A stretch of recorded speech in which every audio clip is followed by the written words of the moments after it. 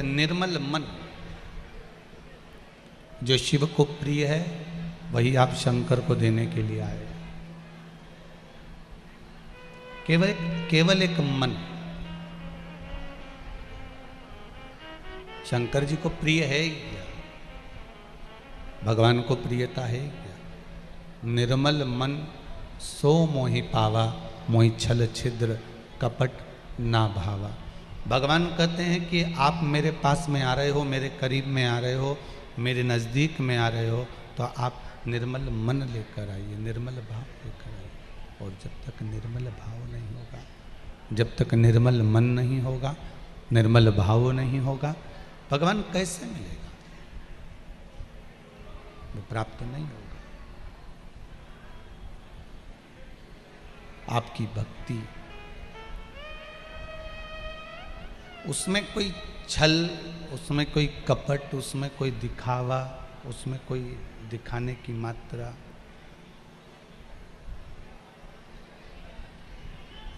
कुछ भी भगवान को वो प्रिय नहीं है।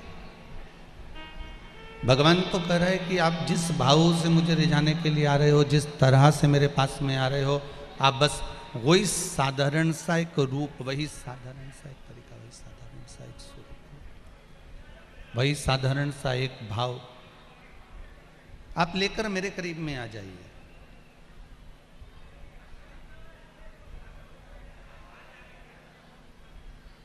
और जब आप एक भाव लेकर मेरे करीब में आओगे तो भगवान कहते हैं कि मेरे होकर रह जाओगे। और यदि मेरे हो गए तो फिर तेरे जीवन का जो दुख है, तेरे जीवन का जो तकलीफ है, तेरे जीवन का जो कष्ट है, रोग है, बीमारी है, या तेरे जीवन में जो दुख है, भगवान कहते हैं वो सब मेरा ही हो जाएगा।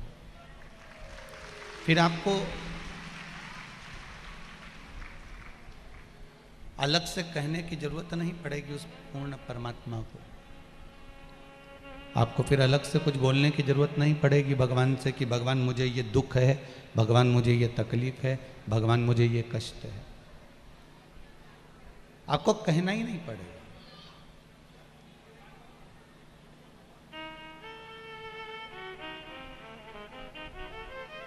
फिर आप परमात्मा से नहीं कहोगे।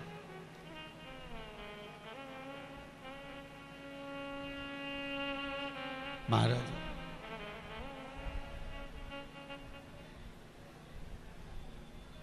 एक बात अपने जीवन में बहुत सरलता से उतार कर रखिएगा। इतनी दूर दूर से अगर आप लोग आए हो शिव महापुराण की कथा को सुनने के लिए और बड़ी आस लेकर आए हो,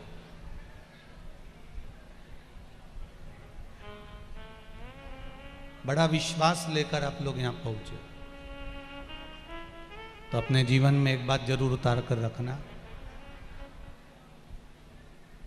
परिवार वाले, कुटुंब वाले, रिश्तेदार, नातेदार, आपके अपने आपको धोखा दे सकते हैं, पर जो आपने एक लोटा पानी शंकर जी को चढ़ाया है, बेलपत्र चढ़ाई है, शमीपत्र चढ़ाया है, या शंकर जी का भजन करा है, वो कभी धोखा नहीं देगा। वो आपके सामने रहेगा, वो कभी धोखा नहीं दे सकता। आप जो भजन करे हो, आप जो स्मरण करे हो, आप जो कीर्तन करे हो, आप जो मंत्र जाप करे हो, आप जो नाम जाप करे हो, आपका किया गया पुण्य फल आपके सामने रहेगा, वो कभी धोखा नहीं दे सकता।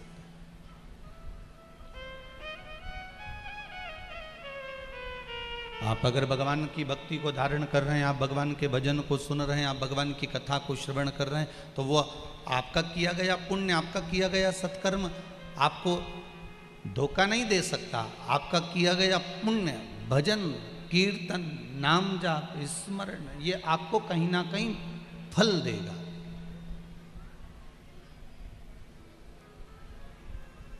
बाकी के जितने हैं जिनसे आप आस लगा कर बैठे हो, ये धोखा दे सकते हैं।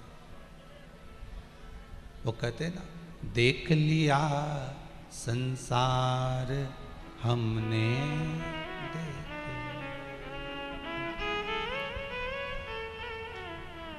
सब मतलब के यार हमने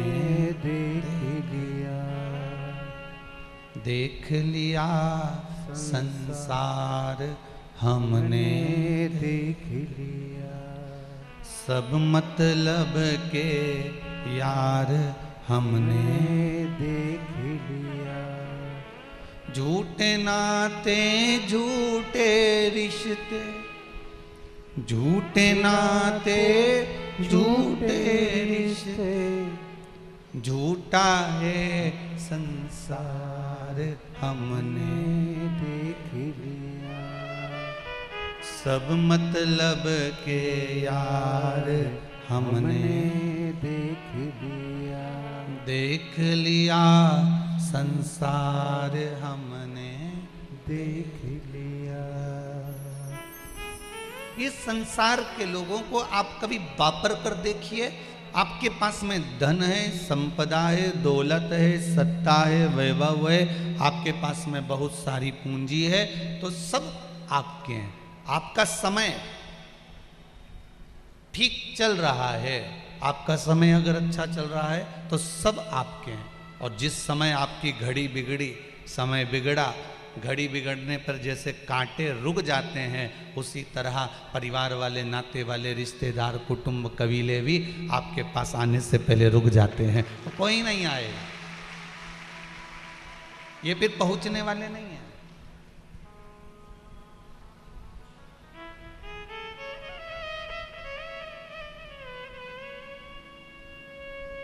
महाराज, एक शिव आपके साथ में खड़ा हुआ। पहले एक बात कही थी, वो आपके स्मरण में होगी महाराज, आपके ध्यान में होगी। पहले एक बात कही आपको, आपके स्मरण में वो बात होगी कि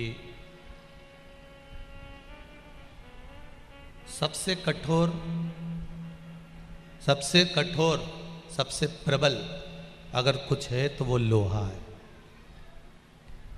क्या है कठोर? जम के बोलिए जरा। लोहा बहुत कठोर होता है, बहुत कठोर है। सबसे कठोर, सबसे प्रबल लोहा है। और लोहे को अगर अहंकार आ जाए कि मैं सबसे ज़्यादा कठोर हूँ, मैं किसी को भी मार सकता हूँ, तलवार बन सकती है, गुप्ती बन सकती है, और मैं उससे फरसा बनाकर, गुप्ती बनाकर, तलवार बनाकर नष्ट कर सकता हूँ। सबसे कठोर लोहा है।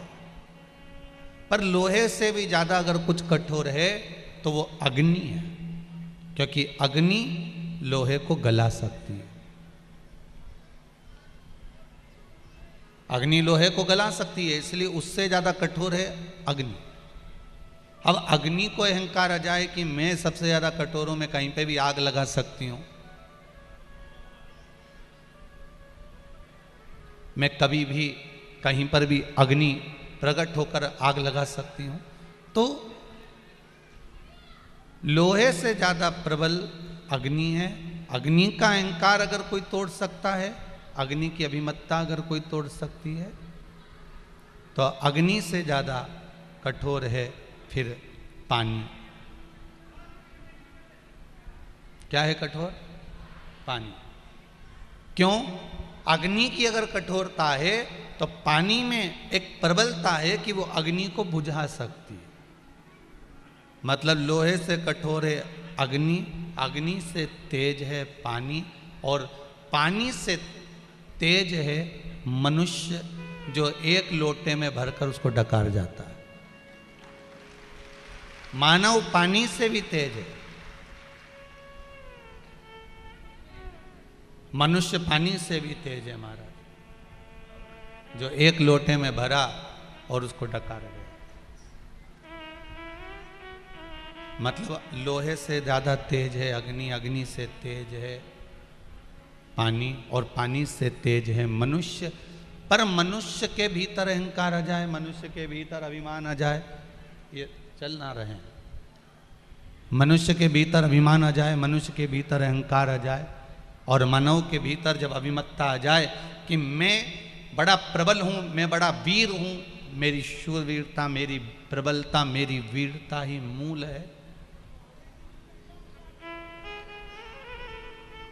मेरी वीरता, मेरी प्रबलता बड़ी प्रखर है, तो लोहे से ज्यादा प्रबल अग्नि, अग्नि से प्रबल है पानी, पानी से प्रबल है मनुष्य, और मनुष्य से भी ज्यादा प्रबल होती है बीमारी, जो अच्छे से अच्छे शूरमा को भी निगल जाती है।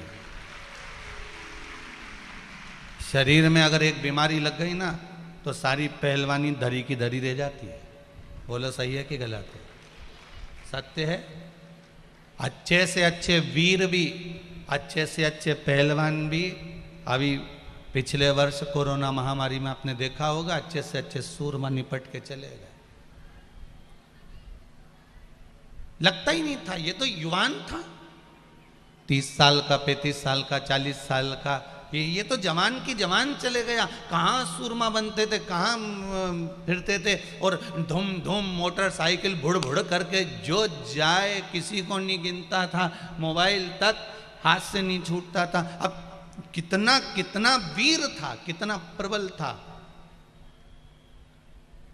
पढ़ाई में भी बहुत पैसा लगाया, खूब अच्छे से इंटरव्यू दिया, पास भी हुए, अच्छे नंबर तक पहुँचे भी सरी, पर जरा विचार करिए कि बीमारी अच्छे से अच्छे शूरमा को निगल जाती है। लोहे से कठोर अग्नि, अग्नि से कठोर पानी, पानी से कठोर मनुष्य, मनुष्य से कठोर बीमारी है, और बीमारी से भी कठोर अगर कुछ है तो वो मेरा कालों का काल महाकाल है, जो बीमारी को भी निगल जाता है। अकाल मृत्यु वो मरे जो काम करे चंडाल का, और काल उसका क्या बिगाड़े जो भक्त हो महाकाल का। जो बीमारी को भी निगल रहा हो वो कोई साधारण नहीं। एक जरा सी बीमारी होती है, जरा सा रोग आता है, जरा सी तकलीफ होती है, जरा सा दुख आता है, तो लोग कह देते हैं महामृत्युंजय का जाप करिए, महामृत्युंजय का स्मरण करिए, महामृत्युंजय के जाप में डूब जाइए। और हम महामृत्युंजय का जाप करना प्रारंभ कर देते हैं। जैसे जैसे हम महामृत्युंजय का जाप करना प्रारंभ करते हैं वैसे वैसे बीमारी ठीक होने लगती है। भगवान शंकर के ऊपर जल चढ़ाया, बीमारी ठीक होने लगी। शिव पर बेलपत्र चढ़ाई, बीमारी ठीक होने लगी। तो हमारे मन में ये भाव प्रकट हो जाता है कि बीमारी के भी बढ़कर अगर कोई कठोर है, बीमारी से भी अगर कोई प्रबल है, तो वो देवाधिदेव महादेव है, उसके सिवाय कोई नहीं हो सकता।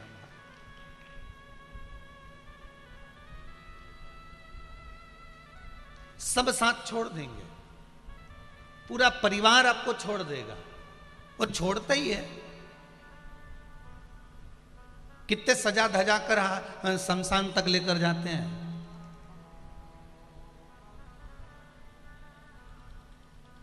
पति 1 मिनट पत्नी के बिना नहीं रहता, पत्नी 1 मिनट पति के बिना नहीं रहती, बेटा माँ बाप के बिना नहीं रहता, माँ बाप बेटे के बिना नहीं रहते। तो फिर वो शमशान में जहां पर सुलाया जाता है चिता पर, अकेली क्यों सोती है, अकेला क्यों सोता है?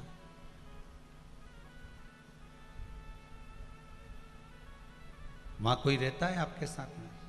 कोई नहीं।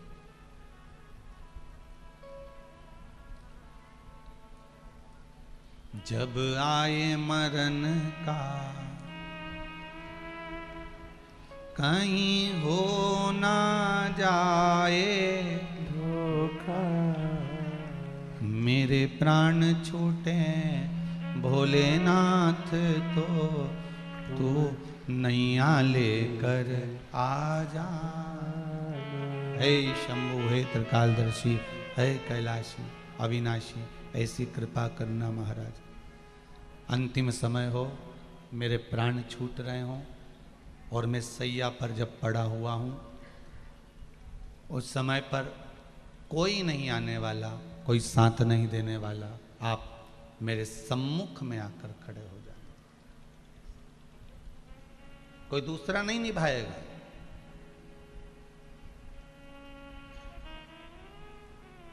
कोई दूसरा आने वाला भी नहीं है अंतिम समय में। देख लिया संसार हमने देख लिया, सब मतलब के यार हमने देख लिया।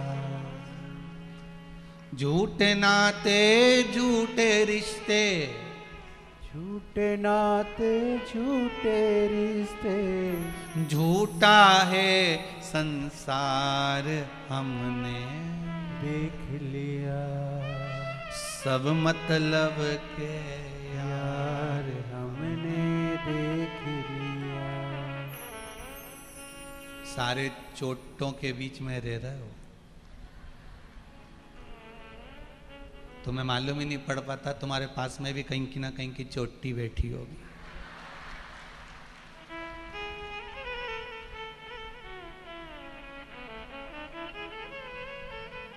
और पुरुषों को भी नहीं मालूम पड़ पाता कि उनके पास में कहाँ का चोटा बैठा है, किसको मालूम।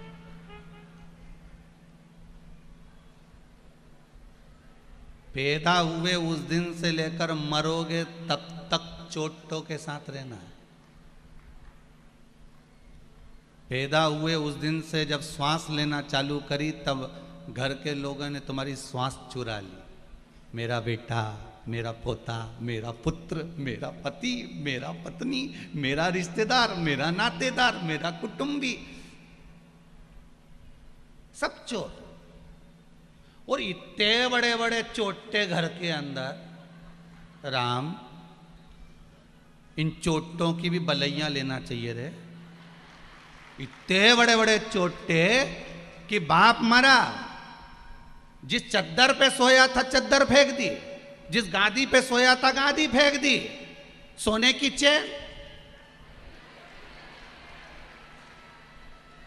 वारे चोटों, गजब।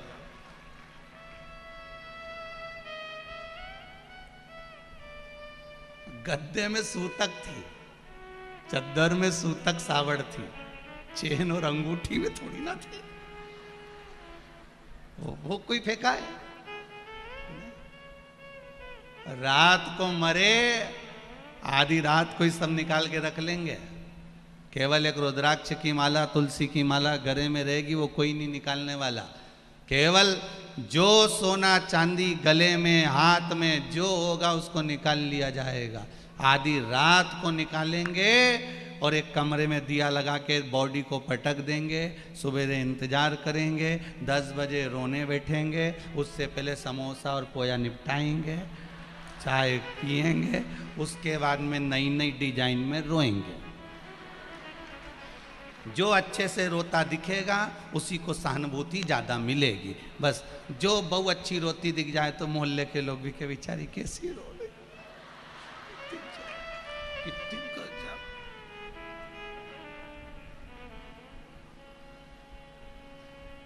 हमारी अम्मा हमको छोड़ गई, हमको भी साथ ले जाती। इतने में अम्मा ऊपर से सोच रही क्या 4 व्हीलर लेके गई हूँ, तेरे को भी साथ ले जाती। सब फिर परिक्रमा करते हैं, फिर सिर पे पल्लू ले लेके बहुएं 2 बार इतना इतना पल्लू करती है। एक बार विवाह कर आती है तब, क्योंकि सोने की रकम मिलती है, और एक बार घर में बुढ़ा बुढ़ी मरे तब, क्योंकि आंख में आंसू तो एक भी आता नहीं, बस अंदर से डिजाइन में चिल्लाती रहती है, रंभाती रहती है। तो आंसू आंसू आए, फालतू की बात है तो कि खूब रोए, कहीं नहीं रोए। देख लिया, गाओ गाओ जरा। देख लिया, हमने देख लिया, सब मतलब के यार हमने देख लिया। सारे के सारे मतलब के हैं। चोरों के बीच में रह रहे हो, बड़े सावधान रहना, बहुत सेफ्टी से रहिए। सिर पे पल्लू डाल कर रहिए, बाजू में कहीं चोटी ना बैठी हो। ध्यान रखना, सिर पर पल्लू डालकर रखो, तन को ढक कर रखो। अपना पर्स, अपनी मोबाइल अपनी चेन, अपनी अंगूठी संभाल के रखो। कथा में रोज कहते हैं और छाती ठोक ठोक कर कहते हैं कि चोरों के बीच में रह रहे हो, सिर पर शिव महापुराण की चूनर ओढ़ कर रखो और भगवान के भजन को संजो कर रखो। ये चोटों से बच कर रहना, केवल धन चुराने वालों से नहीं, चेन, अंगूठी, मोबाइल, मंगलसूत्र, माला, इनसे चुराने वालों से नहीं।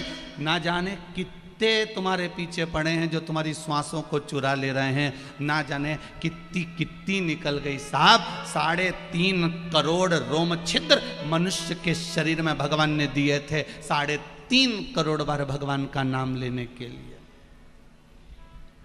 सब निकलती चली जा, बचपन चले गया, जवानी चली गई, अधेड़ी चली गई। कई लोगों के तो जवानी चल रही होगी, कोई की अधेड़ी चल रही होगी, कोई का बुढ़ापा चल रहा होगा, पर एक तो मालूम भी नहीं पड़ता कि कब निपट जाए। एक आध भगवान ने जाल फेंक दिया कोरोना जैसा, वापिस ना जाने कितनी मछली पकड़ कर ले जाएगा। जीवन का कोई ठिकाना है? क्या भरोसा इस मनुष्य देह का?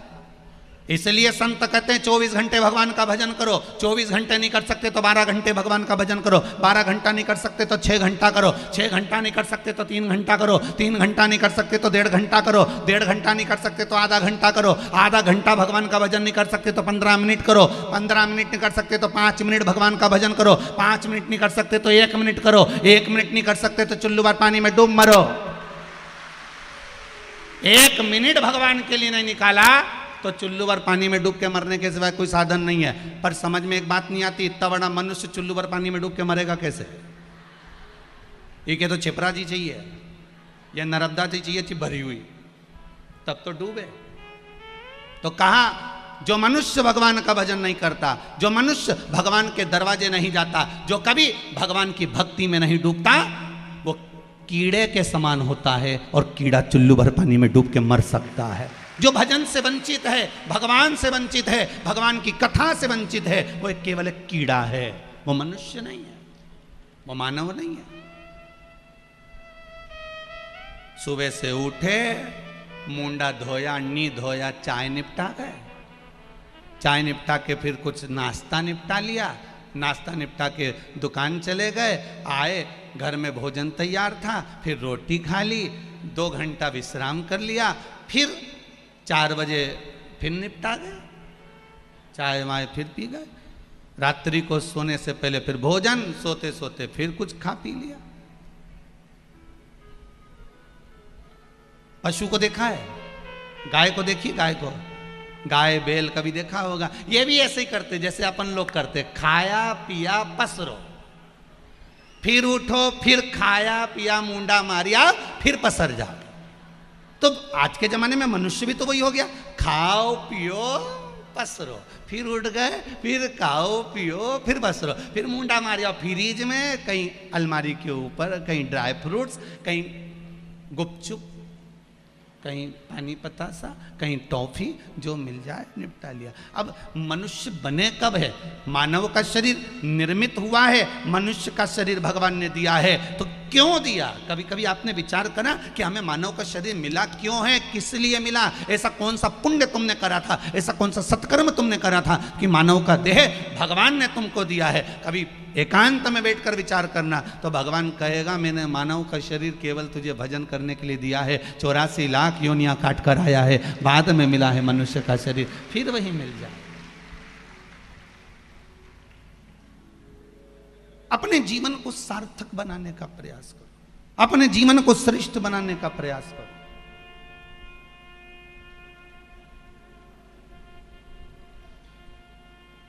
झूठे नाते झूठे रिश्ते, अरे झूठा है संसार हमने देख लिया संसार हमने देख लिया, सब मतलब के यार हमने देख लिया। जिनको अपना बना कर रखोगे वही खोपड़ियाँ फोड़ेंगे, कोई दूसरा नहीं फोड़ने वाला।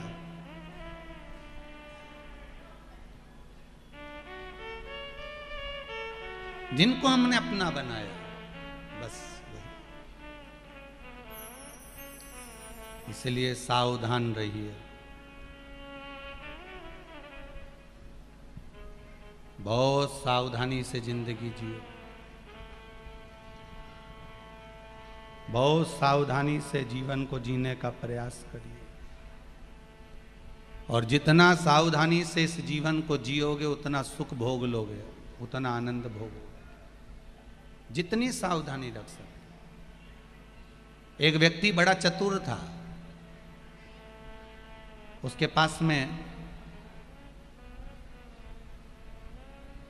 महाराज बहुत सारी चीज थी, बड़ी सुंदर सुंदर थी। उसके पास में एक सुंदर गधा था। एक तो गधा ऊपर से सुंदर, ध्यान दीजिएगा।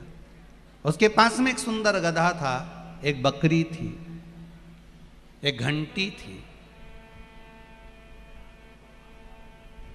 एक जोड़ सुंदर कपड़े थे। उसने विचार करा, मेरे पास में सुंदर गधा भी है, सुंदर बकरी भी है, घंटी भी है, एक जोड़ सुंदर कपड़े भी हैं, कोई चुरा ना ले इसको। अब संसार में चोर तो चोर ही होते, कोई चुरा ना ले। उसके लिए उसने क्या करा, जब भी घूमने जाता था, अच्छे जो कपड़े थे जोरदार, उसको तो पहन लेता था। पहने हुए कपड़े कोई चुरा सकता है क्या? जम के तो बोलो, चुराएगा कोई? नहीं। फिर क्या करता था, गधे पर बैठ जाता था। काय पर बैठ गया? अब बैठे हुए गधे को कोई चुराएगा? जम के तो बोलो, नहीं। और गधे की पूंछ से बकरी को बांध देता था, और बकरी के गले में घंटी बांध देता था। अब गधे पर बैठ गया कपड़े पहनकर, ना कपड़ा चुरा सकता, ना कोई गधा चुरा सकता। बकरी पीछे बंधी थी, घंटी बज रही थी, तो इसको आवाज आती जाती थी कि बकरी भी है और घंटी भी है। चार चोरों ने विचार करा कि कुछ ऐसा करा जाए, कुछ ऐसा करा जाए कि ये चारों चीजें चुरा ली जाए। ये चारों चीजें चुराना, कुछ प्रयास ऐसा करा जाए। अब चारों चीज चुराने के लिए चार चोर चार जगह पर खड़े हो गए। एक चोर पीछे से लगा, पीछे से जाते धीरे धीरे धीरे धीरे बढ़ते बढ़ते वो बकरी के पास गया, और बकरी की जो घंटी बंधी थी उस घंटी को खोलकर उसने गधे की पूंछ से बांध दिया। बकरी को खोल के ले गए। थोड़ी देर बाद पीछे से दूसरा चोर चला, तो वो घंटी को खोलकर ले गया। आवाज आना बंद हुई। इसने देखा, पीछे पलटकर कहाँ गया, तो देखा कि बकरी भी चली गई, घंटी भी चली गई। तीसरा चोर खड़ा था, उसने कहा भैया क्या हुआ, मेरी बकरी और घंटी चली गई। उसने कहा जरा सी देर मेरा गधा संभाल, मैं अब भी देख कर आता हूं। और तीसरे चोर के हाथ में गधा दे दिया, मालूम पड़े वो गधा भी चले गए। अब केवल कपड़े हैं तन पर। अब चतुरता यह है चोर की कि वो कपड़े भी उसको चुराना। एक चोर कुएं के पास में बैठा हुआ था, रो रहा था। इसने जाकर पूछा, क्यों भैया क्या हो गया? उसने कहा मेरे हीरे की तिजोरी अंदर गिर गई कुएं में, मुझे तैरना नहीं आता। अगर कोई मेरी हीरे की तिजोरी ला देगा, मैं आधे हीरे उसको दे दूंगा। इसने सोचा, अपना गधा चले गया, अपनी बकरी चली गई, अपनी घंटी चली गई, अभी अगर आधे हीरे मिल जाएंगे तो ये सब तो वैसे ही मिल जाएगा। उसने कहा मेरे कपड़े संभाल, मैं अब भी लेके आया। वो उन्हें वो चोर को कपड़े दिए और जो कूदा, वापिस आया तो कपड़े भी गायब थे। एक डंडा उठाकर चारों तरफ घुमा रहा था। संत वहां से निकल कर जा रहे थे। उन्होंने पूछा, भैया क्या हो गया, नग्न अवस्था में ये डंडा क्यों घुमा रहे हो? उसने कहा मेरा गधा, मेरी बकरी, मेरे कपड़े, मेरी घंटी सब चली गई, कहीं ये शरीर ना चला जाए, इसलिए इस डंडे को घुमा रहा हूँ। संत ने कहा शरीर तो नहीं जाएगा, बस ये आत्मा है, एक दिन ये भी चली जाएगी, कुछ भी नहीं रहना। ना गधा, आपका साम्राज्य, आपका राज्य, आपका घर, आपका वैभव, आपकी प्रतिष्ठा, आपकी यश, जितना भी है आपका, आपकी दौलत, सब आपके पास में रहना। ये जो है ये भी छूट जाना।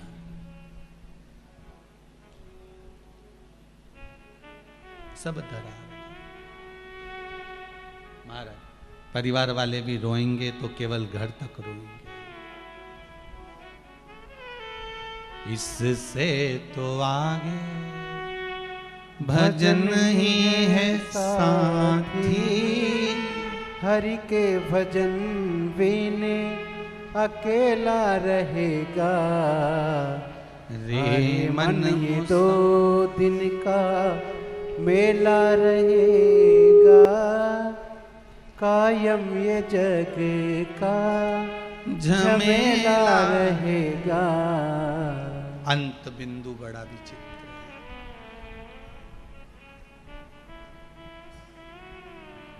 सब रखा रहेंगे, परिवार, कुटुंब, कबीला, यहाँ तक कई बार तो अलमारी में, फ्रिज में, डब्बे में रोटी बनी की बनी रह जाती है, जीव खा नहीं पाता है। किस आसक्ति में हम जी रहे, फिर भी तेरा मेरा करते करते जीवन निकल जाता है। कितने घंटे की कथा है? 3 घंटे की कथा में भी, उसमें भी सियोर वाला महाराज 15-20 मिनट तो लेट आए। ठीक है, अपना दोष गिनाने में कभी पीछे मत हटो।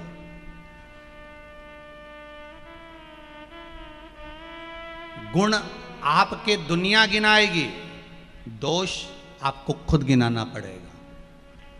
स्वयं गिनाइए अपने दोषों को कि हाँ हम दोषी है। भगवान कैसे रीझता है? भगवान के सामने जाकर बोलना ही तो पड़ता है कि प्रभु हम जैसे भी हैं आपके हैं, हम तो पागल हैं, हम तो मूर्ख हैं, हम में अक्ल नहीं। मीराबाई तो खुद कहे मैं बावरी। आज भारत की भूमि के ब्रजमंडल में निवास करने वाले संत रसिक बाबा जी, जिनको लोग पागल बाबा कहते थे, भगवान की, राधा रानी की और ठाकुर जी की इतनी भक्ति करते थे और उसी ब्रज की रज में उन्होंने प्राणों को त्याग दिया है। ऐसे रसिक बाबा के पावन चरणारविंद को प्रणाम करते हुए राधा रानी के चरणों में उनका ये जीव पहुँचे और ब्रजमंडल के हर रसिक भक्तों को उनकी भक्ति प्राप्त हो। ये भाव रखते हुए 2 क्षण रसिक बाबा जी के लिए राधा नाम का स्मरण अपन सब करेंगे। 2 क्षण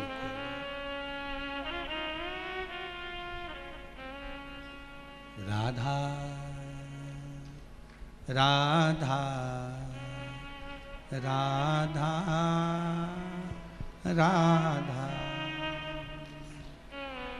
2 क्षण राधा नाम कीर्तन, राधा का स्मरण करते हुए।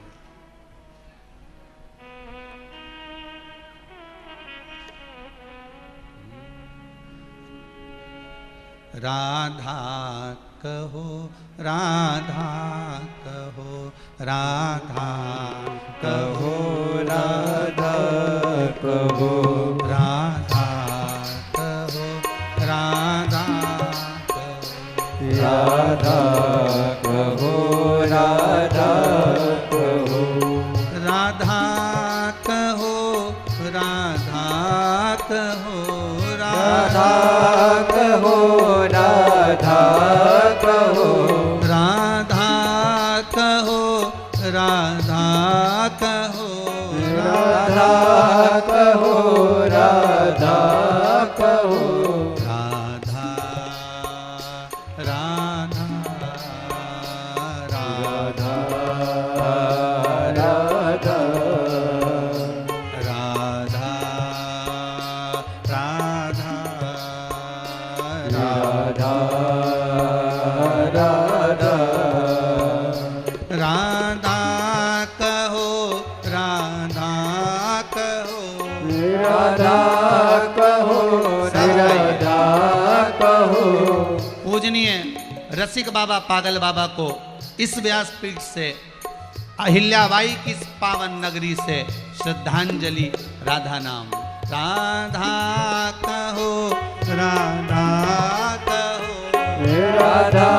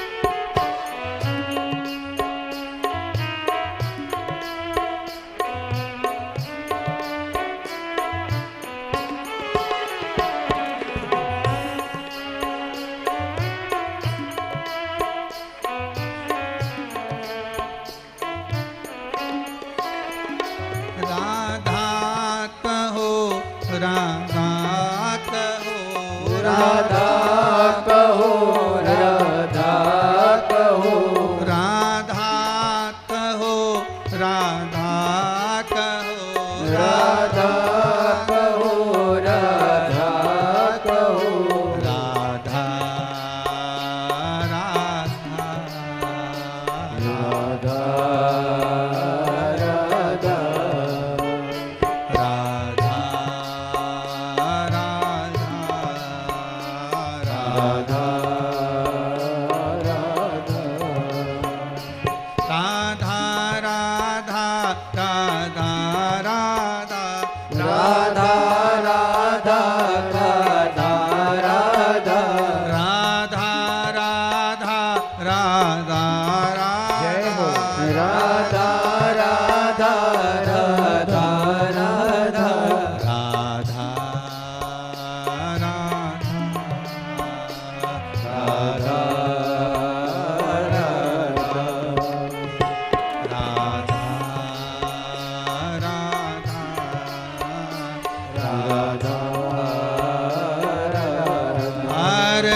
हर महादेव।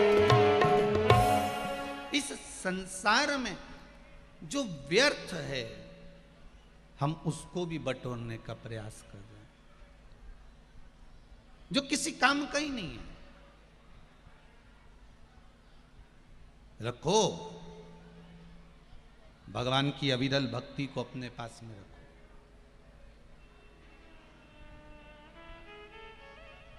कितनी कितनी पुराने वेद व्यास जी ने लिख दी हैं, कितने शास्त्र लिख दिए, कितनी पुराणे लिख दी, कितने वेद, कितनी पुराण, कितने शास्त्र हमारे संतों ने लिखे हैं। काय पर लिखे हैं? कागज पर लिखे हैं। जम के बोलो, काय पर लिखा है? कागज पर लिखा है। अब कलिकाल में समय आ गया है कि कागज पर लिखा हुआ काया पर लेकर आना है। काय पर लाना है? काया पर। केवल इसको कागज पर मत रखो, कागज पर लिखा हुआ काया तक लेकर आना।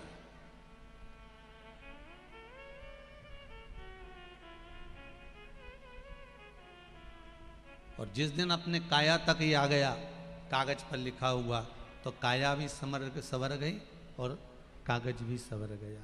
नहीं तो मालूम पड़े लिख लिख कर चले गए और हम उसका स्मरण ना करें, हम उसको अपनी जिंदगी में ना उतारें, तो हमारा जीवन बेकार है। हमारा अगर हमने उसका स्मरण नहीं करा, हमने उसको अपनी जीवन में नहीं उतारा, तो फिर वो बेकार। हम उसको अपनी जिंदगी में उतारें। कागज से काया तक लेकर आ। बहुत कुछ सीखना है हमें शिव महापुराण से। माँ अहिल्याबाई का चरित्र करा है माता अहिल्या। शिव महापुराण की कथा कहती है कि माता अहिल्याबाई का जीवन इतना सरल जीवन था, इतना सहज जीवन माता अहिल्याबाई का था। किसी ने एक बार माता अहिल्याबाई से पूछा कि आपके दरवाजे पर जो आता है वो कभी खाली नहीं जाता, आपने जो चाहा वो दे दिया,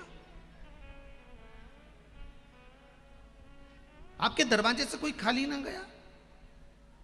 माता अहिल्याबाई से पूछा, बोलो मां अहिल्या, राजमाता आप बोलिए, आपके दरवाजे से कोई खाली नहीं जाता। माता अहिल्याबाई ने कहा, दरवाजा मेरा थोड़ी ना है, दरवाजा तो मेरे देवाधिदेव महादेव का है, उसके द्वार से कौन खाली जाए। हमको लगता है ये घर मेरा है, परिवार मेरा है, कुटुंब मेरा है, कबीला मेरा है, पर अंतिम समय में जब छूट गया तो कुछ भी मेरा नहीं।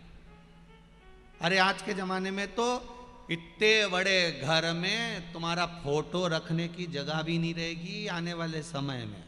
ध्यान देना, अभी तो तुम अपने दादा परदादा का फोटो भी लगाए हो उत्तर दक्षिण में, आने वाले समय में वो भी नहीं मिलने वाला।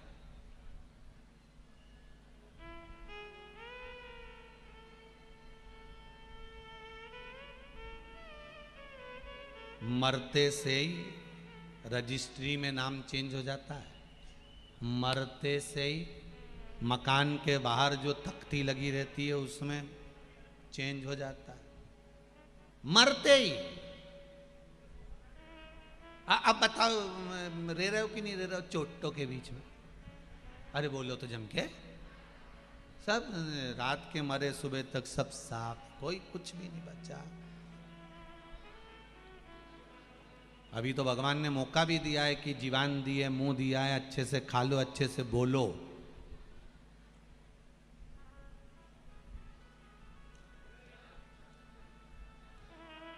और तोता होता है ना, तोता मिट्ठू, देखा है सबने? अरे बोलो तो जम के, देखा है सबने? क्या खाता है वो? तोते को सबसे ज्यादा प्रिय क्या है? मिर्ची। अब ईमानदारी से बोलो, वो मिर्ची खाकर भी मीठा बोलता है, और तुम रोज गुलाब जामुन खा के भी कड़वा बोलते हो। कोई इतना मीठा बोले, मिर्ची खाए तो भी मीठा बोले। और एक आप और हम, कोई भी हो, इतना मीठा खाने के बाद भी मुख पर वाणी हमेशा कड़वी आती है, उसमें मिठास ही नहीं रहती, मिठास गायब हो जाती है। मीठी वाणी तो हम बोल ही नहीं पाते। बहुत अंतर है महाराज, कड़वी वाणी और मीठी वाणी, बहुत। प्रेम की अगर वाणी बोली जाए ना, आज दूसरा दिन है, इस पंडाल को देख लो, बाहर लोग गाड़ियों पे चढ़ चढ़ के बैठे हैं। ये बीच का पंडाल देख लो, वो दरवाजा लगा है, उस दरवाजे के बाहर रोड पे पब्लिक खड़ी है। मेन रोड पे पुलिस वाले सीटी बजा बजा के पब्लिक को अंदर धकेल रहे हैं, रोड पे पब्लिक खड़ी है। इस पंडाल को देख लो, जहां तक देखना। सबसे बड़ी बात एक ही है, 2 दिन से देखने को मिल रहा है कि यहां से लेकर वहां तक मेरी माताएं हों चाहे मेरे भाई लोग हों, कथा इतने मौन रहकर सुन रहे हैं। आपके चरणों को नमन करता हूं, आपके विश्वास को नमन करता हूं। बहुत श्रद्धा,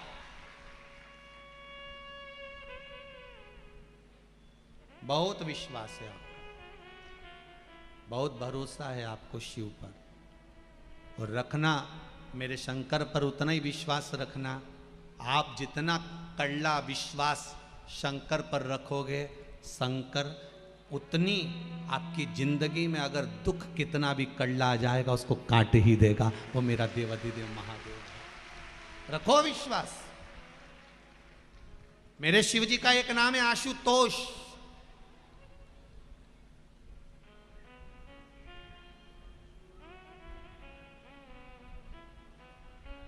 मेरे शंकर का एक नाम आशुतोष है, और वो आशुतोष नाम कोई साधारण नहीं है। क्यों बने भगवान शंकर का नाम आशुतोष? शिव जी के जितने नाम बने हैं उस नाम के पीछे कोई कारण है। बगला मुख बने, कारण था।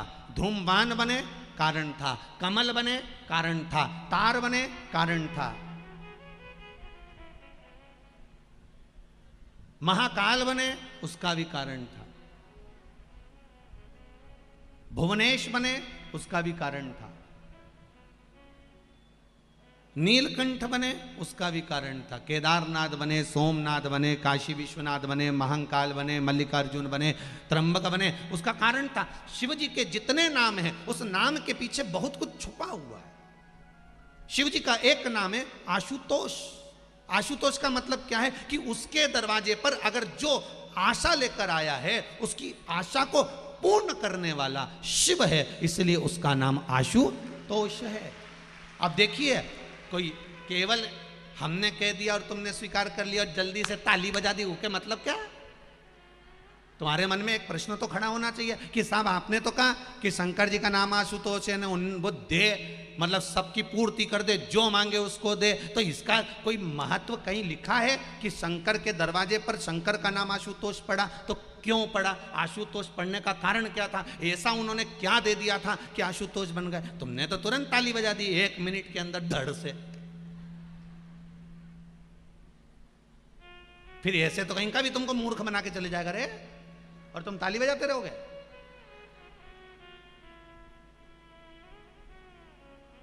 चतुर बनो, पगला बनो, मना नहीं है, पर इतने भी पगला नहीं रहे गप्पा जैसा हो। ऐसा पगला अपन ने नहीं बना, अपन पागल माना। अपन सब एक ही वैरायटी के हैं, एक ही बोरी के आटे से बने अपन सब। मना नहीं, पर अपने को ऐसा भी नहीं बनना कि तुरंत उसको समझो। आशुतोष नाम क्या भगवान शंकर ने रावण को लंका दी इसलिए पड़ गया? क्या भगवान भस्मासुर को कंगन दिए इसलिए बन गया? इंद्र को सत्ता दी इसलिए बन गया? भगवान विष्णु को लक्ष्मी दी इसलिए बन गया? आशुतोष नाम पढ़ना बड़ा कठिन है। आप तो तुरंत नामकरण संस्कार कर देते, साहब हमारे छोरे का नाम बता दो, उन्होंने बता दिया कि ये नाम रख लो, पर उसमें वो गुण भी तो हो। नाम रख दिया शांति बाई, जब से कथा में बैठी दो चार के पूछ रही बाई, तो क्या मतलब शांति बाई?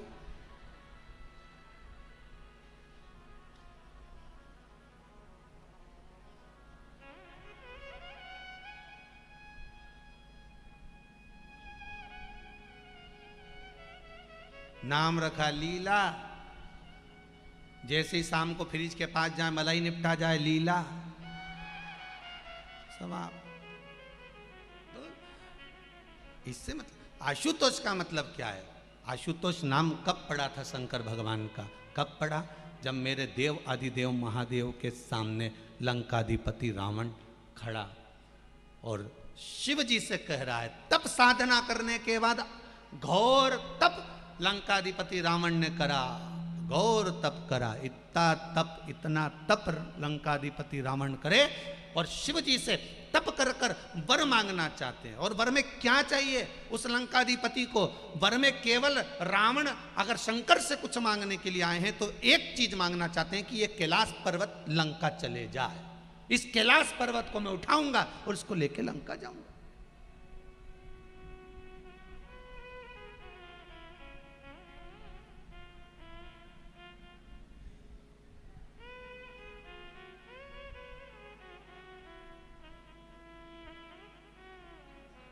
शिव जी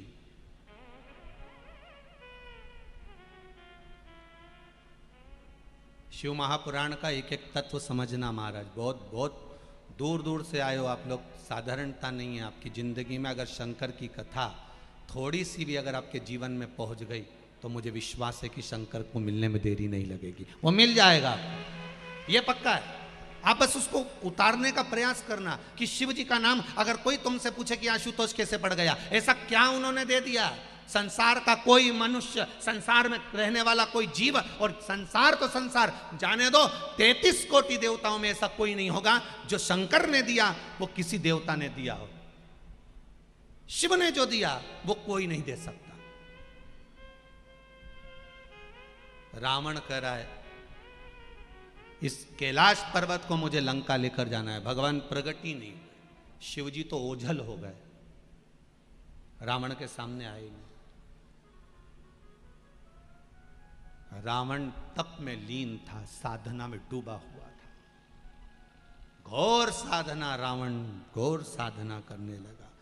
तब आखिरी में उसने क्या करा कि कैलाश पर्वत को उठाया। अब उसके मन में आ गया कि शिव जी की तो आज्ञा नहीं है कैलाश को ले जाने की, पर मैं लेकर जाऊंगा, और ले जाने की तैयारी करी। दोनों भुजाओं पर कैलाश पर्वत को उठा लिया उस लंकाधिपति रावण ने। भगवान शंकर को लगा कि ये लेके चले जाएगा लंका में, 1 मिनट की देरी नहीं करेगा। शंकर जी ने उसी समय अपना पांव नीचे करा, अंगूठा टिका दिया तो रावण को जो बल लग रहा था, रावण थक गया और फिर रावण ने भूमि पर रखा, फिर उठाया। रावण फिर उठा रहा वापिस, पर वो अब नहीं उठा। फिर तप साधना में रावण लग गया। शिव जी प्रकट हो गए, मांग तुझे क्या चाहिए? शंकर जी ने जैसे ही कहा तो रावण बोला मांगने की जरूरत ही नहीं, मैं तो तुमको लेके जा रहा था उठा के कैलाश समेत लंका।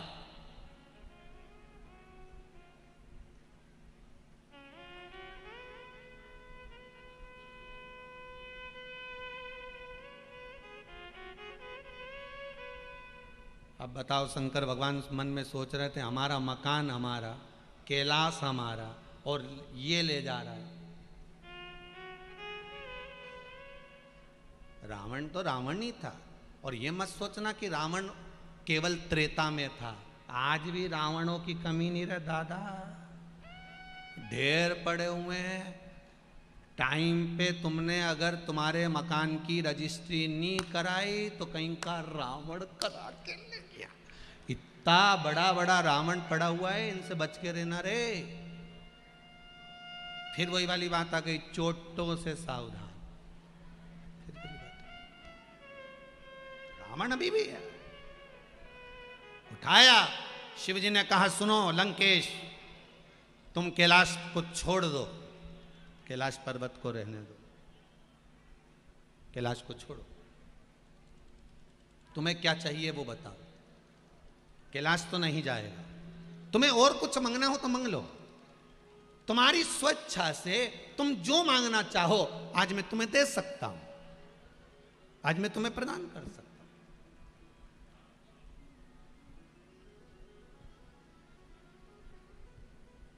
उस समय पर रावण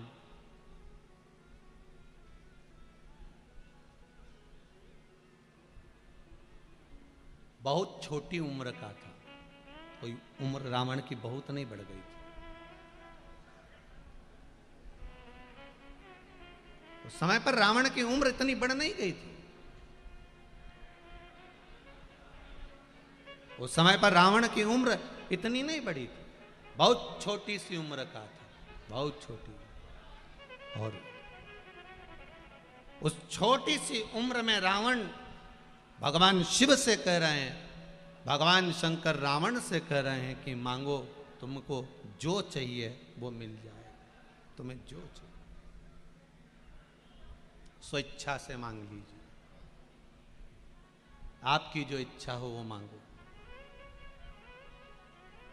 क्या दें हम आपको, बोलो जो चाहिए। रावण ने फिर कहा, रावण के मन में आया कि अब मैं एक काम करता हूं कि भगवान शंकर तो कैलाश नहीं जा रहे, तो एक काम करता हूं इनसे आत्मलिंग मांग लेता हूं। क्या मांगा है? आत्मलिंग, मतलब शंकर का एक स्वरूप लिंग की आकृति में शिव मुझे दें।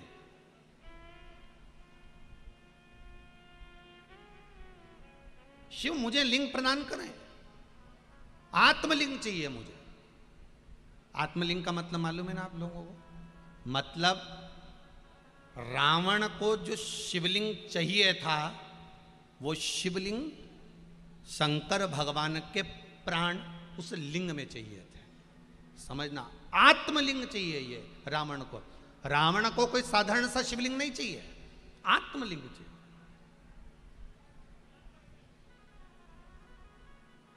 अब एक बात बहुत ध्यान से सुनिएगा, आत्मलिंग दे देना मतलब अपने प्राण किसके हाथ में दे देना? रावण के हाथ में। और बहुत ध्यान दीजिएगा महाराज, आपसे पहले भी कहा है, आज फिर कह रहे हैं, बूढ़ी बूढ़ी माताओं से भी निवेदन है, बहू कितनी भी अच्छी हो, बेटा कितना भी अच्छा हो, परिवार कितना भी अच्छा हो, कुटुंब कितना भी अच्छा हो, पर आपको आपके परिवार के साथ में सेवा का भाव रखकर उसके साथ, अगर बहू रसोई घर में काम कर रही है, आपका शरीर अगर अच्छा है, चलता फिरता है, तो कम से कम 15 मिनट बहू के साथ रसोई घर में दीजिए। आपका शरीर अच्छा है, आधा घंटा आप दुकान पर दीजिए। शरीर को जाम कर कर घर में नहीं पटकना। शरीर जाम कब होता है? आप कमरे में आराम से टीवी देख रहे हो, दूध वाला आया, बेल बजाई, जा रे जा दूध लिया, झाड़ू वाला आया, झाड़ू लगा गया, पोछे वाला आया, पोछा लगा गया, काम वाला आया, काम कर कर चले गया, शरीर जाम हो गया। आप स्वयं थोड़ा थोड़ा कर्म करिए। घर में अगर बहू काम कर रही है रसोई घर में, सास का फर्ज है थोड़ी देर जाए, और वहां अपना बुढ़ापा सुधारना है हमको। हमको ये नहीं कि बहू बहुत अच्छी है, अपनी जगह पर है, और बहू तो बहू होती है, गलत नहीं है। स्वयं को सवार। और एक बात और कहेंगे, मेरा निवेदन है बूढ़ी बूढ़ी माताओं से, बुजुर्ग लोगों से भी, अपने बुढ़ापे के लिए थोड़ा सा संजो कर रखना। समझ गए कि नहीं समझे? और कहो तो गुरुजी हमारे पास तो कुछ है ही नहीं बुढ़ापे के लिए, फिर क्या करें? तो फिर एक कहना मानो, जब यहाँ से बाजार से जाओ कथा सुनने के बाद में, तो इतनी बड़ी लोहे की पेटी खरीद के ले जाओ, और फिर यहाँ ग्राउंड में जो 4-5 भाटा पड़ा उन्हीं पत्थर, उनके ले जाओ झोला में भर के। ठीक है?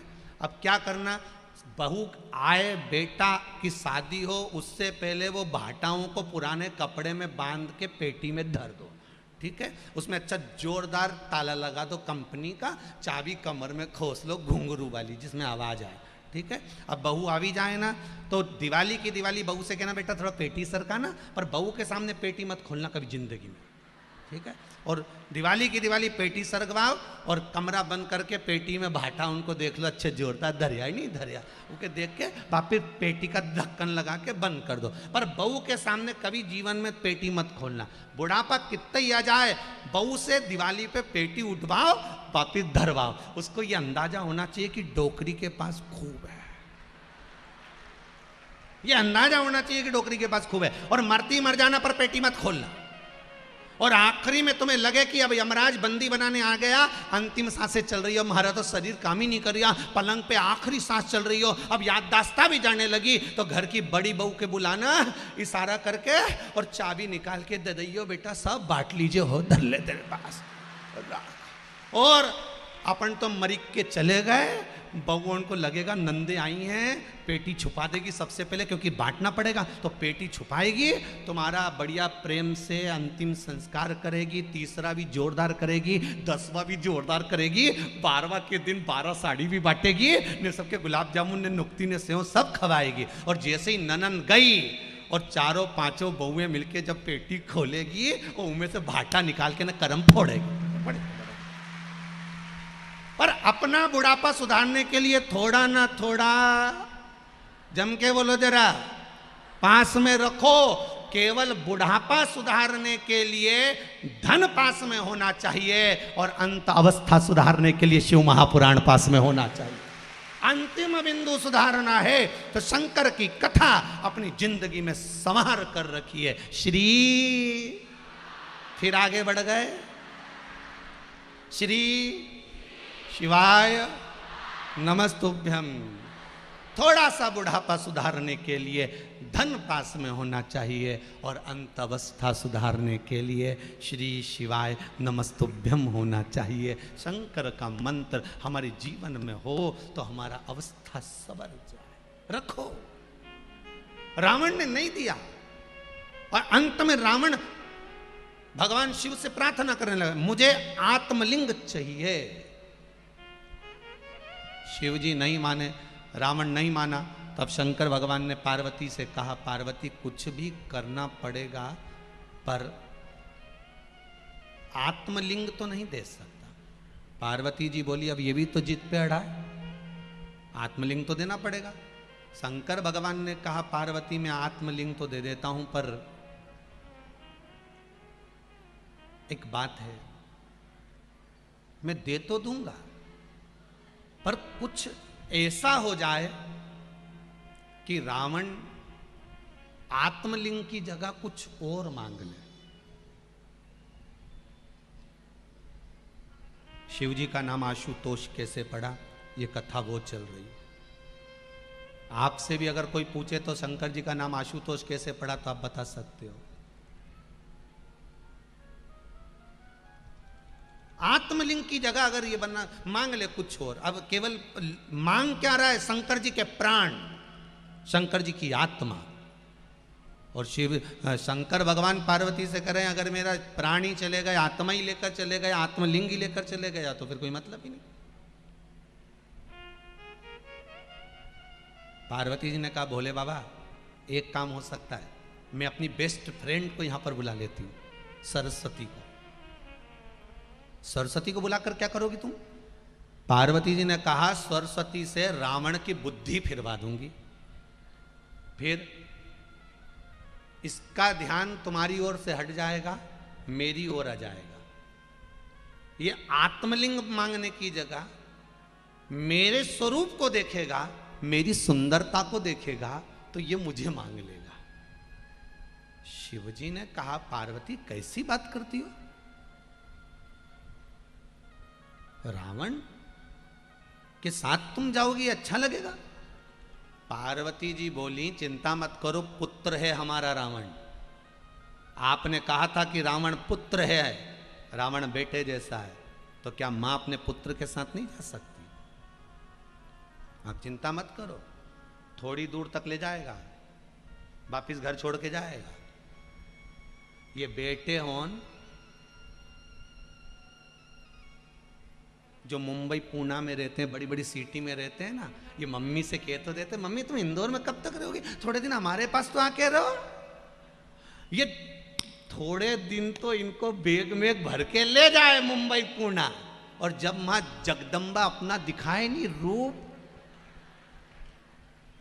वो जो इनकी जो पत्नी होती है ना, जब ये अपना रूप दिखाती है, क्यों लेके आ गए अपनी डोकरी को, क्यों लाए? मैं इंदौर में अच्छी थी, अब मैं किट्टी पार्टी में जाऊं कि इनके लिए रोटी बनाऊं, क्यों लाए? अब बेचारा रोज के जैसे वो घर के वह घंटी नहीं रहे, वो सुबह आरती में बजे, ये बेचारा बापड़ा रोज रात के बजे। रोज क्यों लेके आए, क्यों लेके आए? अब तो चिंता मत कर, मैं मेरे भाई को फोन कर देता हूं। और उसने भाई को फोन करा, सुन मम्मी को घर की याद आ रही है इंदौर की। अच्छा हाँ, क्यों? वो अहिल्या शिव महापुराण की कथा चल रही ना, सियोर वाला महाराज की, तो वो कह रही कि उनके इंदौर ले जाओ। तो अच्छा ठीक है, अब बेचारी के वापिस। तो पार्वती जी भी यही बोली, मैं अपनी बेस्ट फ्रेंड को बुलाती हूँ, वो बुद्धि पलटेगी रावण की। रावण की बुद्धि पलटी और रावण का विवेक अगर बदल गया, रावण मुझे मांगेगा तो बेटा है ना ये, माँ को लेकर तो जा, और जो लेकर जा, माता पिता के साथ बच्चे बहू आज के समय में रह लें इस कली काल में, यही सबसे बड़ी भगवान की कृपा समझिएगा साहब, सबसे बड़ी कृपा। फिर निवेदन करूंगा, जिस घर में माँ बाप की इज्जत नहीं होती, उस घर में देखना कभी बरकत नहीं होती। जहां माता पिता का सम्मान होता है वहां बरकत होती।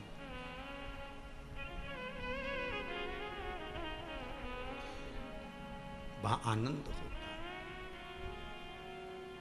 और पिता से ज्यादा माता के चरणों में जन्नत होती है, सब वैकुंठ होता है।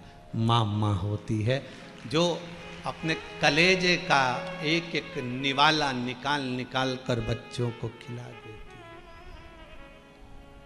साधारण नहीं होती माँ।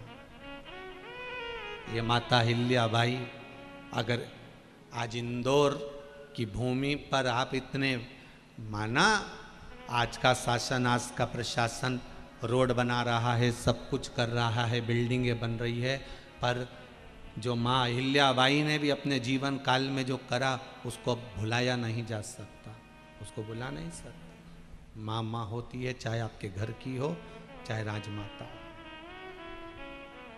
माँ माँ है। वो कहे माई के दुधवन जैसन,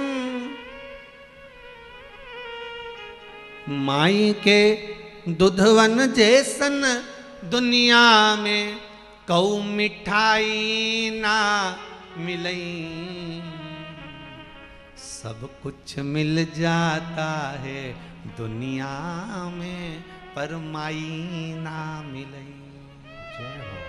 सब कुछ मिल जाता है दुनिया में, पर माई ना मिले। माँ जब तक जीवित है ना, बेटा अगर कमजोर है, बेटा अकेला है, बेटा हर जगह अटका हुआ है, तो माँ उसको रात को सहला कर कह देती, चिंता मत कर, मैं बैठी हूँ ना।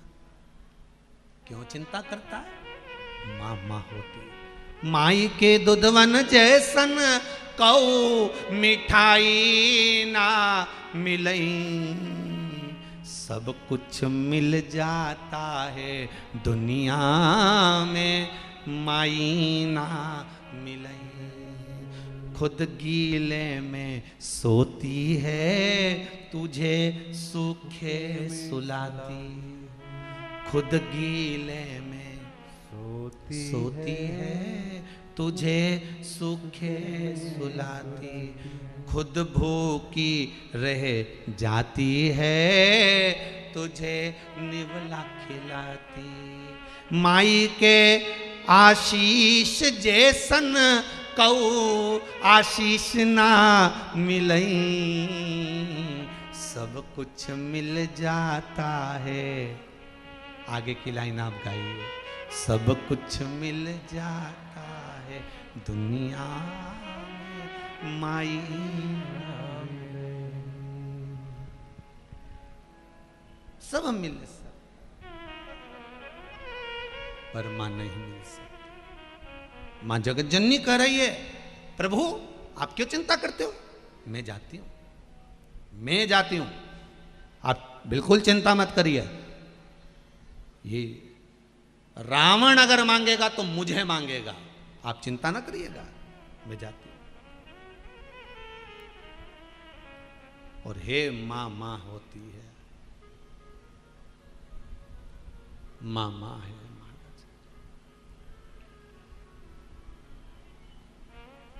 मैया मैया है। अब चली बुद्धि बदल गई। माता सरस्वती ने विवेक फेर दिया, बुद्धि बदल दी रावण की। और रावण मांग रहा था आत्मलिंग, मांग लिया। इतनी सुंदर है मां पार्वती, मैं चाहता हूं माता पार्वती को आप लंका भेज दीजिए। पार्वती को लंका? हाँ।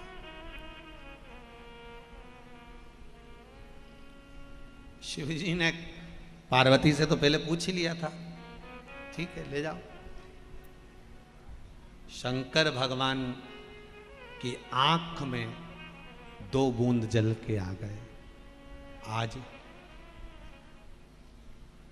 दुनिया का कोई ऐसा नहीं होगा जो दान में भी अपनी धर्म पत्नी को दे दिया होगा।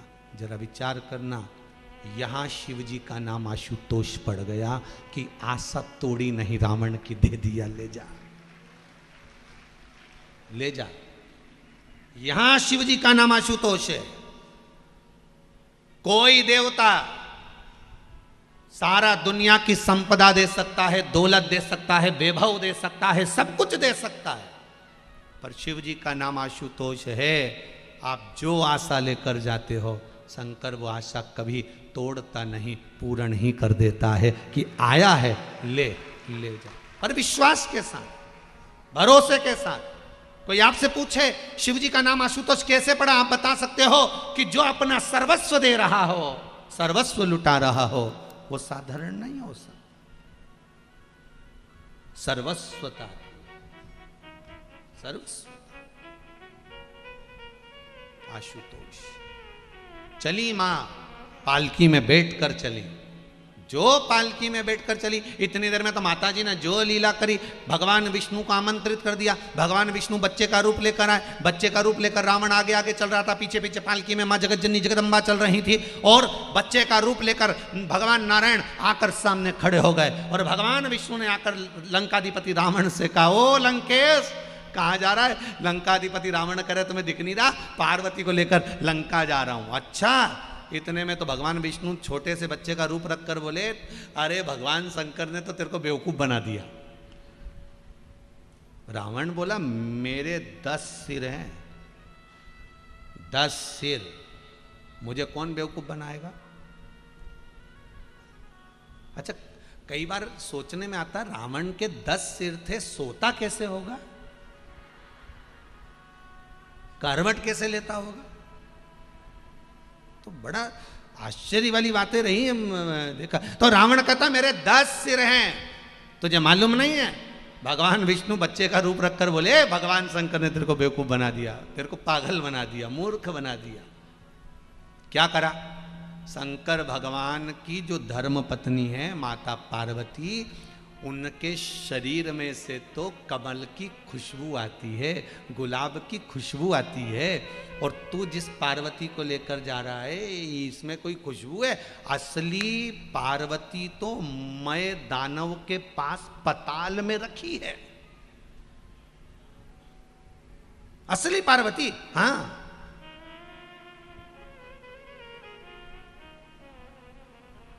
अगर शिव ने मेरे साथ छल करा है तो मैं भी शंकर के साथ छल करूंगा। क्या अब ये पार्वती को छोड़कर मैं असली पार्वती लेकर आऊंगा और उसको अपने राजभवन में रखूंगा।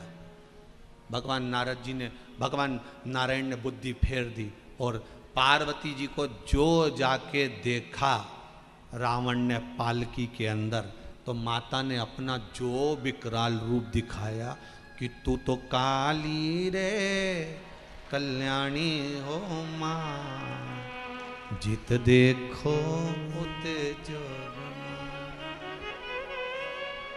जो दिखाया मां ने वही वाला रूप दिखाया, काली काली वाला, भयंकर।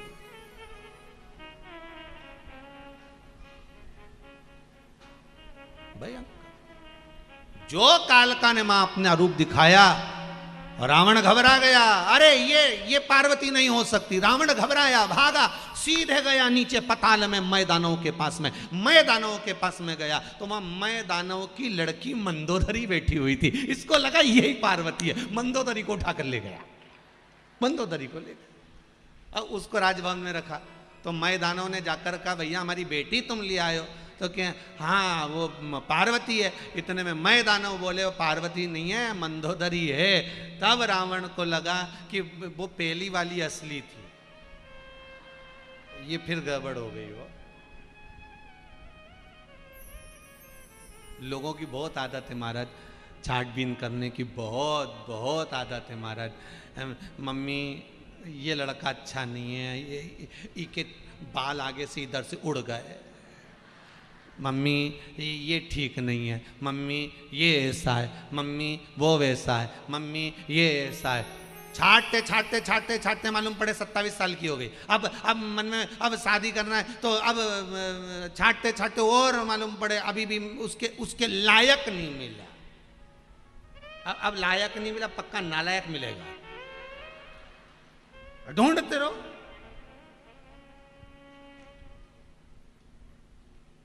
अरे भाई देखो, फिर निवेदन है आप सबसे, लड़की के लिए वर देखो, लड़का देखो, उसका परिवार देखो, मना नहीं है, पर सबसे मुख्य चीज देखना कि लड़का कमाऊ हो, दूसरा लड़का कोई गलत व्यसन में ना हो, तीसरा लड़का धर्म से जुड़ा हुआ हो, भगवान की भक्ति से जुड़ा हुआ। क्योंकि मन में जिसके भक्ति होती है वो अपनी बेटी को भी दुखी नहीं रख सकता। मालूम पड़े तुमने तो अच्छा देख देख के दे दिया, टिप टाप देख के। वो कोई पूछे, देखो अच्छा देखो मना नहीं है, खूब अच्छा देखो मना नहीं है, पर यह मत सोचना कि बहुत संपदावान होना चाहिए, बहुत धनपति होना चाहिए, बहुत करोड़पति होना चाहिए। पैसा आज है कल नहीं होगा, परंतु लड़के में वो प्रबलता होना चाहिए, लड़के में वो बल होना चाहिए, भगवान के प्रति विश्वास भाव और उसके कर्म के प्रति उसका रुझान होना चाहिए। घर में बैठा रहे ऐसा छोरा नहीं चाहिए, कर्म प्रधान हो उसके जीवन। क्योंकि भगवान गीता में भी कहते हैं तू कर्म करे जा, फल की इच्छा मत रख। कर्म करे जो, बस उसको अग्रण्य कर दीजिए। मेहनत करेगा, 2 रोटी तो खिलाएगा।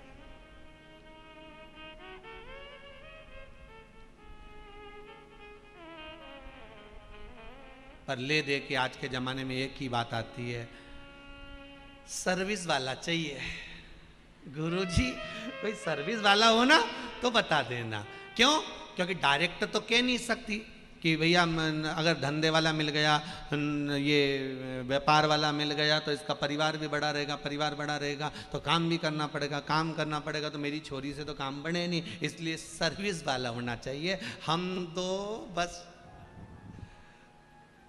वो वहाँ मुंबई पूना में रहे, आराम से बड़ी सिटी में जाके काम वाम करे, हम भी वहीं पर जब रोटी बनाना हो तो बनाओ, नहीं तो एक फोन लगाओ, टिफिन हाजिर। और पक्का वो भेरू भी कुछ नहीं बोले, दादा गजब, वो भी कहीं नहीं। अब इनका करो क्या यही समझ में नहीं आता। विचार करने में एक बार ट्रेन में सफ़र कर रहे थे, और ट्रेन में सफ़र कर रहे थे तो इधर की 3 बर्थ, जो 2 बर्थ थी वो इधर की हमारी थी, इधर की 2 बर्थ हमारे बच्चे लोग बैठे थे। सामने की 2 बर्थ थी उधर कांच वाले साइड की, ऐसी आड़ी वाली, उस पर पति पत्नी की बर्थ थी। अब जिंदगी में हमेशा भागवत पढ़ी, शिव पुराण पढ़ी, रामायण पढ़ी, सुनी भी खूब, उसमें सब में लिखा था कि नारायण सोते हैं, लक्ष्मी चरण दबाती है, पर वह ट्रेन में गजब हो गया। बट ट्रेन में इतना गजब हो गया कि लक्ष्मी तो सो रही थी, नारायण चरण दबा रहे थे, भगवान।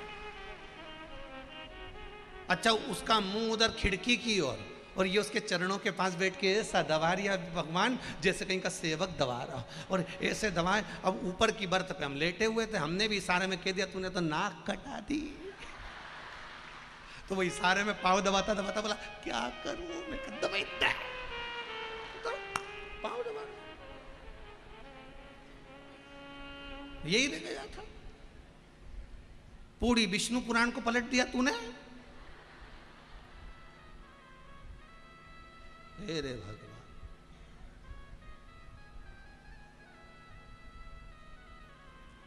राम शिव पुराण कह रही है, भगवान ओगड़दानी त्रिकालदर्शी कैलाशी शिव जी का एक नाम आशुतोष हो गया, जिसने सर्वस्वता में अपनी पत्नी तक को दे दिया, ये ले जा। और रावण प्रसन्न होकर जाता है। उसके मन में आया, अरे ये मंदोदरी आ गई, ये मंदोदरी प्राप्त हो गई, मैदानों की बेटी है मंदोदरी। और भगवान भूतनाथ भूतेश्वर मेरे शंकर के पास में मां पार्वती वापिस पहुंच गई।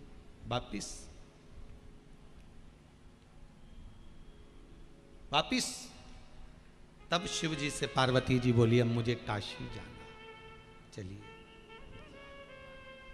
शंकर भगवान का नाम पड़ गया, सब प्रेम से बोलो, क्या नाम पड़ा? आशुतोष। जिसके दरवाजे से कोई आस खाली ना जाए उसका नाम है।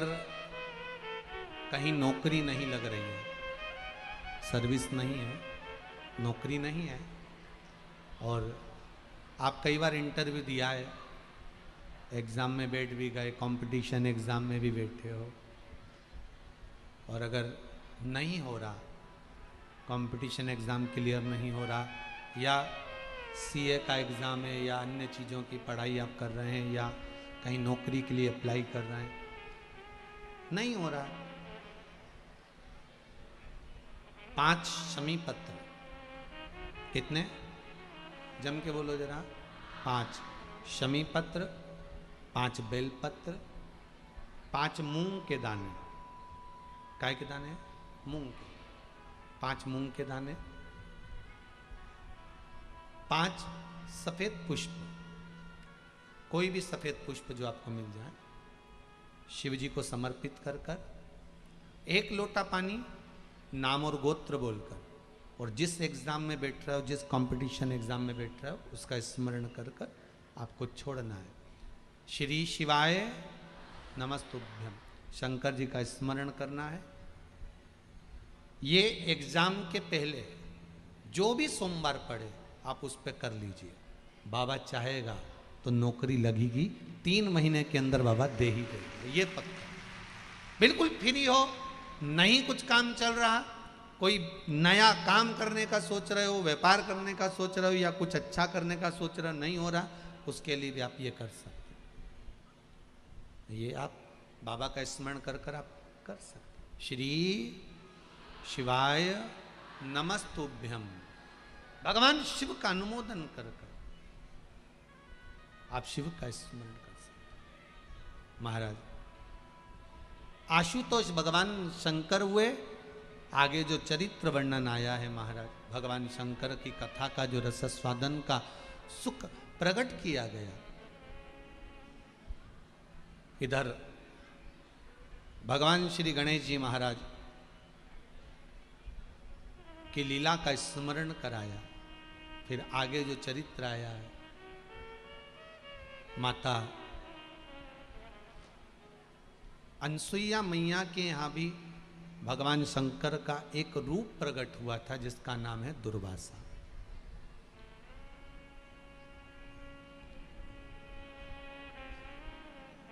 जिस समय पर माता अनसुईया के दरवाजे पर 3 देवता भिक्षा मांगने गए थे, आपने कथा सुनी होगी, मां अनसुईया के द्वार पर भिक्षा मांगने के लिए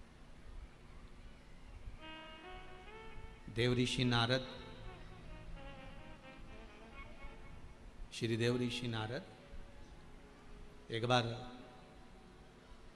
माता लक्ष्मी के दरवाजे पर पहुंच गए थे और माता लक्ष्मी के दरवाजे पर देवऋषि नारद ने जाकर अलग जगाकर आवाज लगाकर कहा, मैया बड़ी भूख लगी है, कुछ होए तो ला कर दो। माता लक्ष्मी अंदर गई और मोतीचूर का 4 लड्डू लाकर नारद जी को दिया। नारद जी ने जैसे ही लड्डू लिया, लड्डू खाते से नारद जी के मुख से निकल गया, मैया लड्डू तो अनसुईया जी के घर के थे, क्या जोरदार बने थे मैया, वर्णन नहीं कर सकता। अब देखो, पत्नी ने अगर कुछ बनाया है, माता ने कुछ बनाया है, और आप अगर बाजार में से खाकर आए हो तो आपको घर का भोजन अच्छा लगेगा क्या? नहीं लगेगा। अब नारद जी ने जैसे ही कहा, भोजन लड्डू तो अनसुईया जी के घर का था, क्या लड्डू था, इतने में तो तुरंत माता लक्ष्मी को बड़ा बुरा लगा। लक्ष्मी जी ने पूछ लिया, कौन अनसुईया? नारद जी ने कहा, वो अनसुईया जो पतिव्रता धर्म का पालन करती है, पति को परमेश्वर मानती है, पति के चरणों का स्मरण करती है, पति के चरणों को नमन करती है, वो माता अनसुईया। लक्ष्मी जी ने कहा, उसका सात्वित्व क्या हमारे सात्वित्व से बड़ा है? हाँ। देव ऋषि नारद ने जैसे ही हाँ कहा, लक्ष्मी जी को क्रोध आ गया।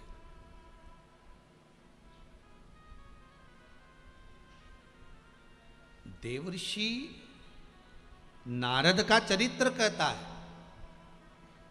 जैसा भोजन मिले उसकी तारीफ कर कर खाइए, पत्नी जैसा बना कर दे वैसा प्रेम से पाइए, पत्नी के आगे कभी दूसरे के घर के भोजन की तारीफ मत कर देना, कभी जिंदगी में मत करो। वो जैसा दे, जली हुई रोटी दे तो जली खा लो, कोई दिक्कत नहीं। जब रोटी खाओ तो तारीफ कर कर खाओ, बहुत जोरदार रोटी बनाई, तेरे दोनों नैन रोटी में नजर आ रहा है, मतलब दोनों जगह से जल गई है, तेरे दोनों नैन रोटी पर दिख, तारीफ कर कर खाइए। सब्जी में ज्यादा मिर्ची हो जाए तो भी मत बोलो, बहुत जोरदार बनी, जैसी तू बोले वैसी बना दी, गजब की बनी है, बिल्कुल जैसी बोलती है वैसी बनी आज की सब्जी हो, जोरदार। पर अपने को कभी बुराई नहीं करना कि बेकार बनी। अनसुईया जी के तारीफ कर दी नारद जी ने, लक्ष्मी जी का हृदय जल गया। नारद जी पहुंच गए माता पार्वती के यहाँ।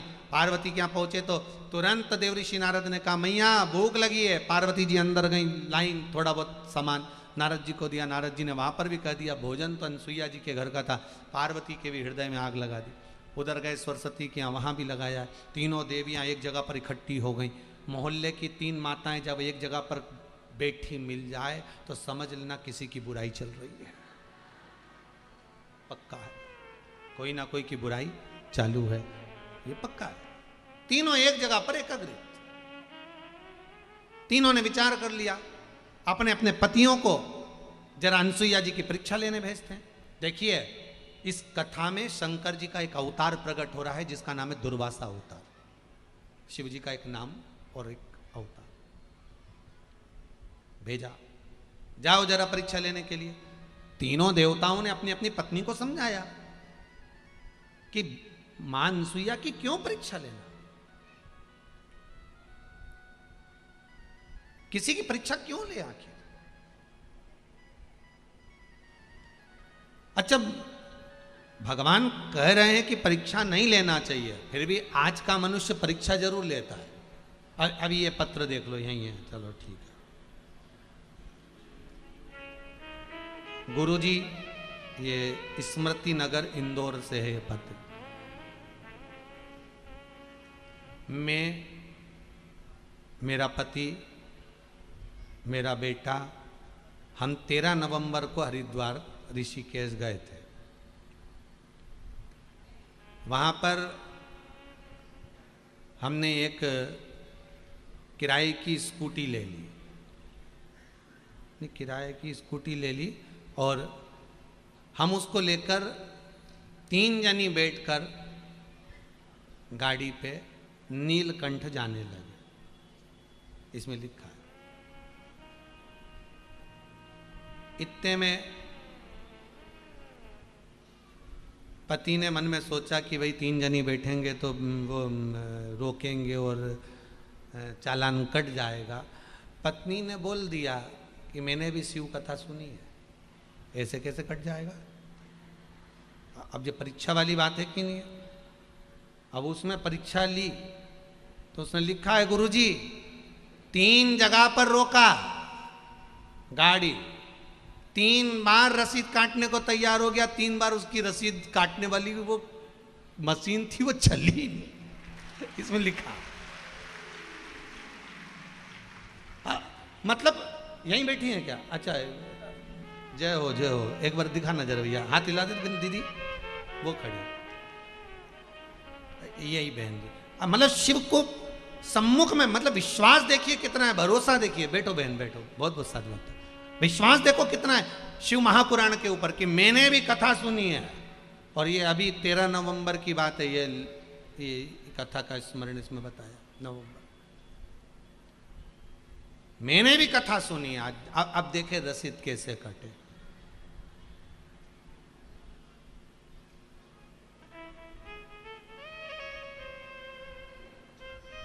शिव की कृपा है।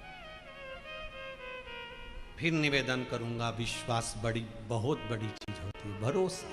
और एक बात और कहूंगा इस व्यासपीठ से कि किसी का भरोसा तोड़ना भी मत। जिंदगी में कोई ने अगर आप पर पूर्ण विश्वास करा है, भरोसा करा है, पूर्ण विश्वास किसी ने आपके ऊपर किया है तो उसका विश्वास टूटेगा। ये भी ध्यान रखें। जल है गहरा नाव पुराने, बीच भंवर मत छोड़ना, प्रभु जी मोरी लागी लगन मत तोड़ना। अब विश्वास कोई अगर आप पर कर रहा है, पूर्ण विश्वास कर रहा है, पूर्ण भरोसा कर रहा है, निवेदन है, उसको तोड़ाना है।